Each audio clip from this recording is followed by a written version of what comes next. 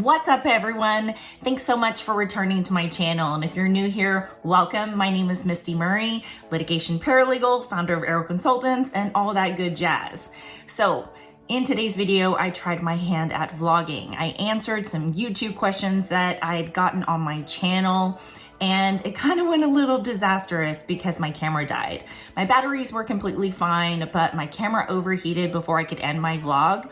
And so I had to end it quite suddenly. But I tried my hand at vlogging and introduce you a little bit more to me, who I am, my morning routine, and getting some questions answered.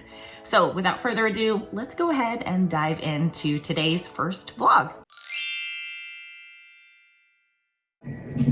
So it is Sunday and I've got a lot of filming to do today, so I'm gonna sit here and have a scrumptious sort of brunch and then I'll get my filming done. So here is what I'm having. I'll turn this around here. English muffin, eggs over medium, avocado, and some hemp seeds, salt and pepper, and some orange juice. And I'll probably watch me some Total Bellas because it is kind of like the Kardashians, a train wreck that I can't keep my eyes away from. But anyway, it's something monotonous and it's not going to clutter my brain with anything. And I can easily watch it and turn it off as soon as I'm done and get ready so I can start filming. So, all right, let me eat and watch the Bellas and we'll get to filming. Oh, actually, we're gonna start getting ready and then we'll film.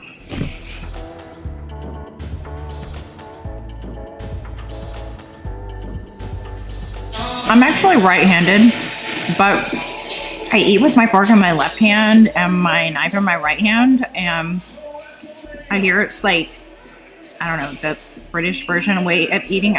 You let me know, but that's the way I eat, and people think that I'm weird because of it here in the States.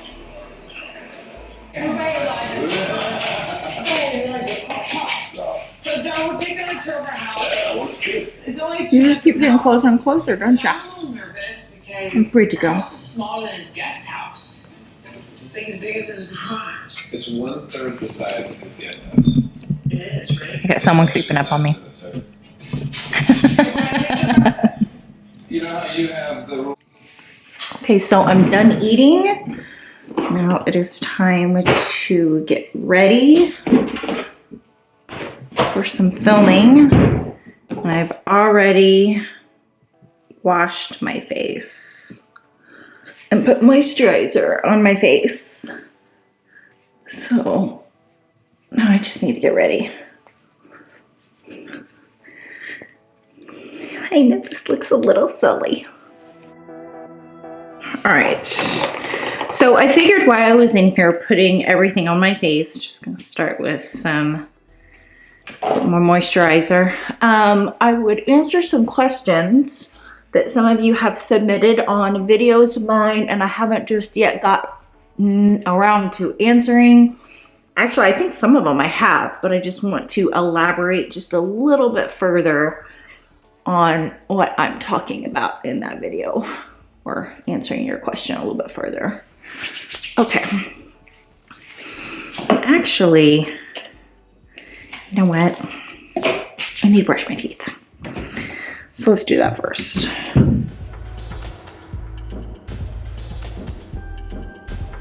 I have a pretty simple makeup routine. I don't like a whole lot of fuss. So I start with a really good concealer underneath my eyes. Any spots I might need it. My nose. I don't need any spots up there. Okay, so I've got on my concealer. So that looks fun. Okay, let's get to the questions. Question. Okay, so this question comes to my YouTube. It says, do you feel like you can do almost everything that a lawyer can except represent a client before a judge in a courtroom? Yes and no. No, I don't feel like I can do everything that an attorney can do. They have a different skill set than what we do as paralegals. We are partially called support staff for a reason. We are there to support them. And I tell people it's kind of like a nurse practitioner is to a doctor. We're there to help them and to support them, not to necessarily take over their jobs. So no, I don't think that paralegals can do anything that attorneys can do, or even almost anything that attorneys can do. I think that attorneys still hold a very, very valid purpose in society. I think that they are extremely necessary. Having said that, I do feel like there are certain scenarios in which a paralegal can be just as helpful as an attorney. I think if we have a simple, uncontested divorce with no children, no debt, you can do that in most states for, it's pretty easy to do things like that. When you've got like a simple landlord-tenant dispute or something under the Fair Debt Collections Practices Act, those sort of things, I think that paralegals can do. I think that there are states who are starting to realize that and are starting to allow paralegals who have degrees and certifications to sort of practice law under the supervision of an attorney, kind of like in a collaboration agreement like nurse practitioners have with hospitals and with doctors. So I think long term, that paralegals are going to really help with the justice gap. I think that we are very cost effective, and there are a lot of lower income families out there who still need representation. And I'm not saying that attorneys, or I'm not saying that paralegals are going to be representing those people in, Supreme Court or anything like that. But I think when we have those sort of simple matters there, under uncontested divorce, fair debt collection practices, landlord-tenant act, just some of those sort of small things, I think paralegals can be tremendously helpful. I think they can be more cost-effective, and I think that they are essentially going to help bridge the justice gap, help with that, and help to provide proper representation to lower income families who need that representation and can't afford attorneys. And attorneys charge much more per hour because they can. They went to school for a reason, and they've, really mastered at their level, and they are necessary. So I do think that paralegals can do a lot of things that attorneys can do. I think that there are so many super smart paralegals out there who could probably run circles around attorneys. But having said that, me personally, I do not feel that I can do almost anything an attorney can do. I just have a different skill set. And I would say that I could probably go toe-to-toe with anyone as far as technology is concerned. But I understand my limitations as a paralegal.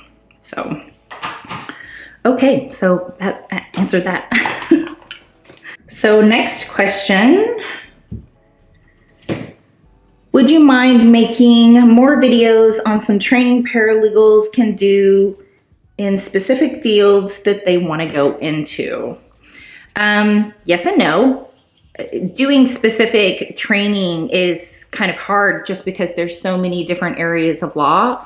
And, there are a lot of states who say technically you're not allowed to say that you specialize in anything. But the fact is we do. We hone in on certain areas of law. I have done that. And so I couldn't necessarily, prepare a video on skills and, certain things that you would need to work in a bankruptcy attorney's office, other than knowing Word and Excel and PDF and how to e-file and work with people and communicate. I mean, I can give you those sort of general things, and I can give you specific things in my areas of law that I practice in with the attorneys that I work with, but it would be really difficult for me to give you information outside of those areas. It would kind of be the blind leading the blind. Having said that, I have a whole network of paralegals that I know and I work with and are part of my Paralegal Boss Club. That's a Facebook group. If you want to join, there's a link in the description box below, and you have to answer the questions and you have to agree to the terms of the Facebook membership group. If you don't, then you're going to get declined. You're not going to go in because I don't want anyone spamming the group. And I have, very specific instructions in that group. And, we're all just there to help each other and support one another and bounce off ideas off of one another. So anyway, I work with a lot of paralegals in there. So if anybody is ever has any questions about specific areas of law, I've got a lot of paralegal bosses in that group who could really be of use and helpful and a great resource to you. And I have several paralegals who also do coaching, independent coaching, who have podcasts. And they're all incredible resources. So if you want to really expand your network, I'm sure a lot of you are on LinkedIn, but I've also got a Boss Club group. And so I have a lot of people who are tremendous resources in that group who can help you with specific areas of law. Having said that, if you are a paralegal boss who have not yet joined my group, please do so. But if you would like to kind of expand your horizons and get out there in the stratosphere, then let me know. I want to do more presentations in my Boss Club this year on specific areas of law. And I want to do more interviews on my YouTube about specific areas of law. Or if you want to present something specifically on my YouTube channel, please reach out to me. Comment below, get on my website, shoot me an email, whatever you need to do. But I love working with other paralegals and expanding, my network so that I can help more paralegals and help cultivate this whole paralegal boss environment, if you will. So I do have more content in the works about my specific areas that I know, specifically under, the Nursing Home Care Act, getting, medical records, things like that. But if you're looking for something like criminal, or you're looking for something like domestic, you're probably best getting in my Paralegal Boss Club group and reaching out to paralegals in there who are amazing, wonderful, and tremendously helpful. So, all right, that answered that question. Next question. Paralegal is like what a nurse is to a doctor. Already talked about that. Without paralegals, lawyers would be behind in their job. I hope paralegals get paid well for what they do. Yes and no. I think being a paralegal sometimes is a very thankless job, actually. I think that we're always there in the background and running around sometimes like chicken with our heads cut off and get none of the glory for it. Having said that, I have a video talking about, I probably have a couple of videos on it, talking about finding your path as a paralegal and how finding your path as a paralegal is super important because it will help you tremendously long-term in your job. And because if you love what you do in the area of law that you're in, it just, even if it is a thankless job, it's a cause. It's a cause worth defending and fighting for. And that's enough for me. If it's not enough for you, you might want to rethink being in this field. But I talk about the law firm being like, the iceberg and the iceberg analogy, and the fact that us as team members, the paralegals who are team members and not, the attorneys and the face of the company, the attorneys are the face of the company. They're on top of that iceberg. They're what everybody sees coming. And the support staff, which I'm trying to change the culture of to call us team members, we're under that iceberg and we're everything that you don't see coming. And so it's really important that we're on top of, our stuff and we know what we're doing. And, if we do our jobs really well, then they do their jobs really well. And as a team, we all benefit from that. And so I hate it when we get this cattiness and this, political arguments and crap inside, the law firm, because essentially we are working for the same team. I mean, I understand in defense environments, you're all vying for billable hours. I've been there, done that, did it for many years, but we're all working for the same darn team. And so I think it's super important to quickly find the area of law that lights your fire, that drives the passion inside of you.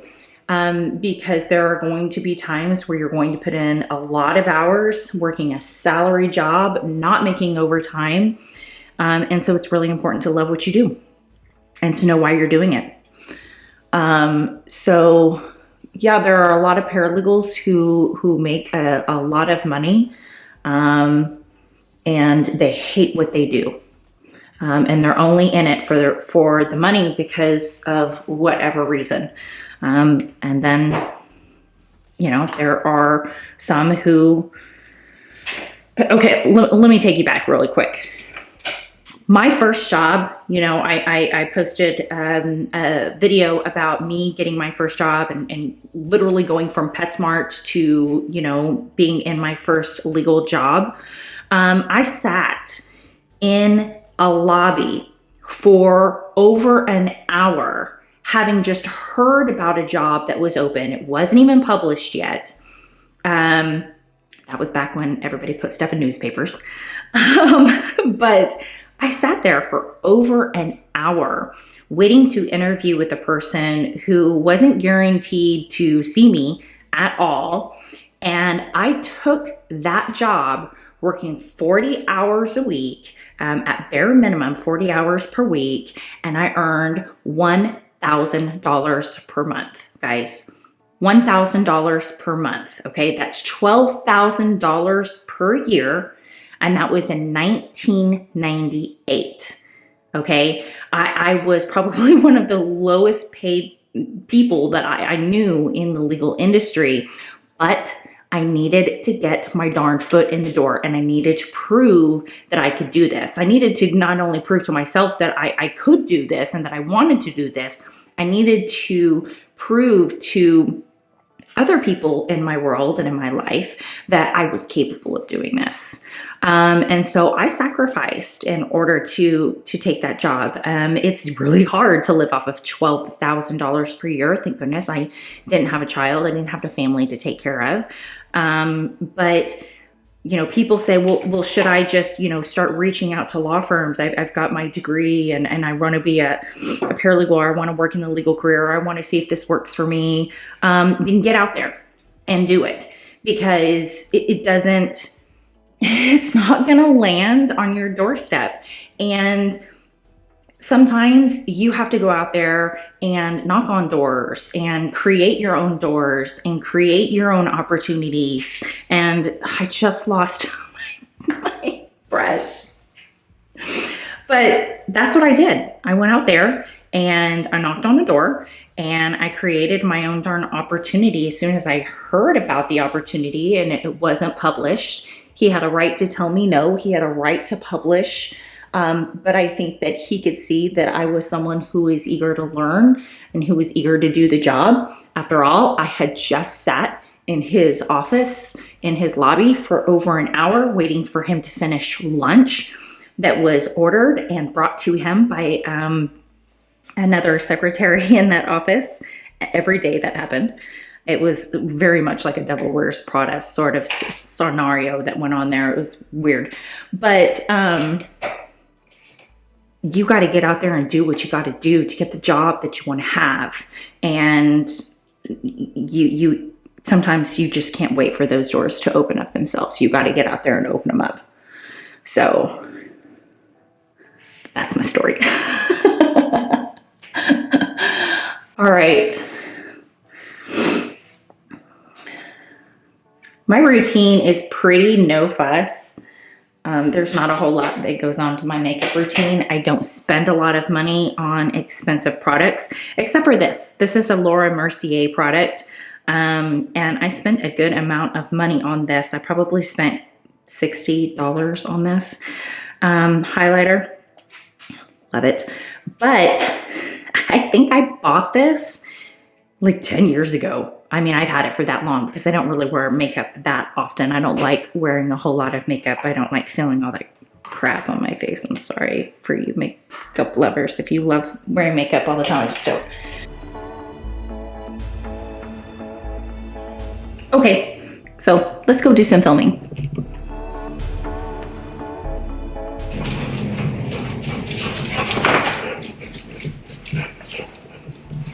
Living room. Dining room. Office.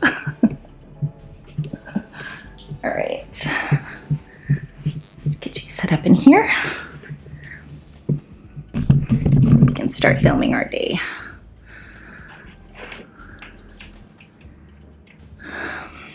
And that's when my battery died. So if you liked today's video, please give it a thumbs up, subscribe if you haven't already, and click that bell notification to receive a notification of each time I post a video on here. If you liked today's video, thank you so much. It was my first attempt at a vlog, and I know it kind of went disastrous, but hey, I introduced you a little bit more to me and my home and my world. So thank you so much for joining me today.